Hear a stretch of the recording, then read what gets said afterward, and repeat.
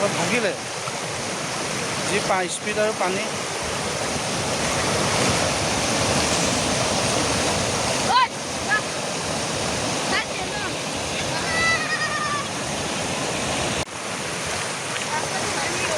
হে ভাগিলে যি স্পীড আৰু পানী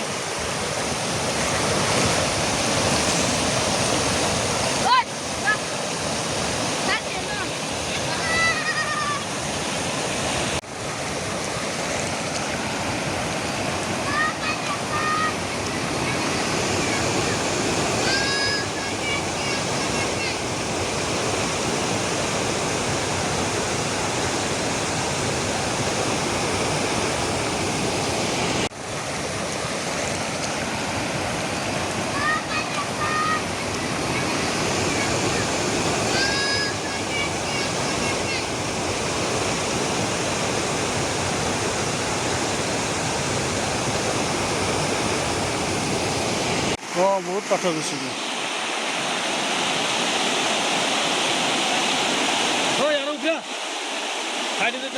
নকচামি কৰি থাকেও এইবিলাকে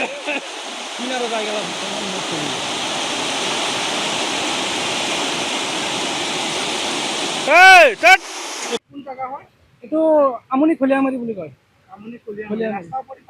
পানী গৈ আছে, ফুল পানী গৈ আছে। এটা আমনিৰ পৰা শিৱস্থানলৈকে। এটা আমনিৰ পৰা শিৱস্থানলৈ যোৱা মেইন ৰাস্তা।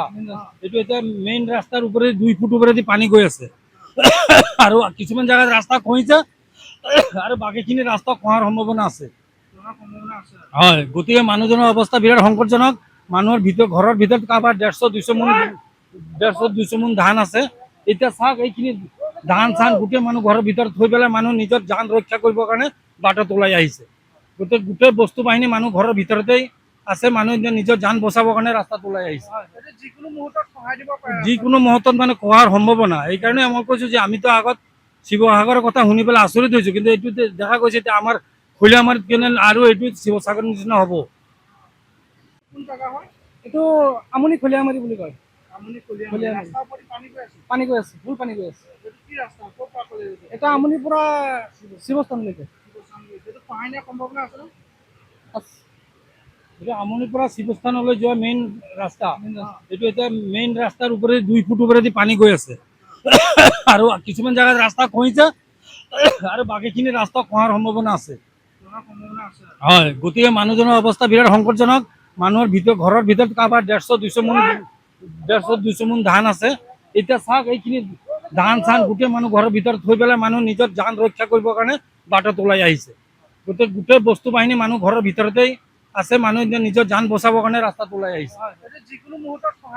যিকোনো মুহূৰ্তত মানে খোৱাৰ সম্ভাৱনা। এইকাৰণে মই কৈছোঁ যে আমিতো আগত শিৱসাগৰৰ কথা শুনি পেলাই আচৰিত হৈছোঁ, কিন্তু এইটো দেখা গৈছে এতিয়া আমাৰ খলিয়ামাৰিত কেনে আৰু এইটো শিৱসাগৰৰ নিচিনা হ'ব।